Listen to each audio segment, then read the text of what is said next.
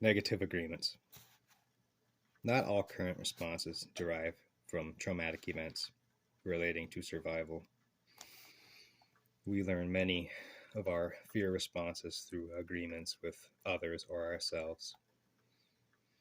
I was once at a party where a huge cockroach started crawling up the dining room wall, and some of the women screamed, and most of the men jumped back, trying to act brave, but without pounding hearts.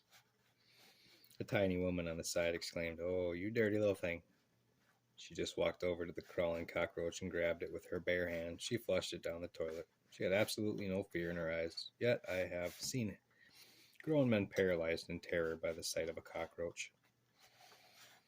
Some people are terrified by gecko lizards. Others love to play with them. I loved geckos. When I was young, I would grab them with my bare hands and stick them inside my pocket so I could bring them into school. Roaches, on the other hand, terrify me. Somewhere inside of me, I made an agreement with myself that geckos were harmless, but roaches were to be feared. My wife made an opposite agreement. She is terrified of lizards, yet unaffected by roaches.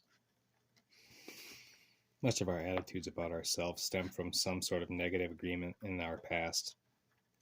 Often, these sprout from negative statements that we, as parents, give to our children.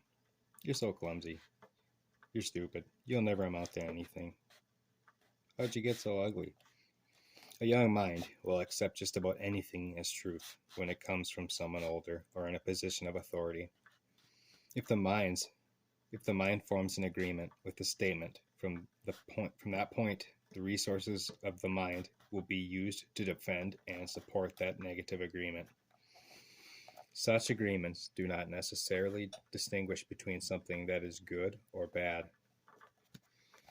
When my oldest son was in elementary school, he was a terrible student, and all of his test scores were below average. His teachers would console me by saying, "Well, not everybody is born smart. Anyway, he's a nice boy." I, however, told him repeatedly that he was a smart boy. I reminded him that while girls tend to be intellectually ahead of boys early in life, studies show that boys tend to catch up with girls by high school and college.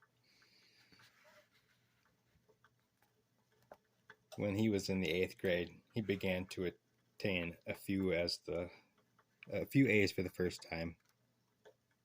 His grade point average was 3.65. The last 3 years in high school and college, he graduated with honors and had a grade point average of 4.0. His last 2 years, having achieved an average of 3.8 in his major, he became a member of the National Honor Society and received a scholarship for 3 years of law school. The power of agreements can work both ways.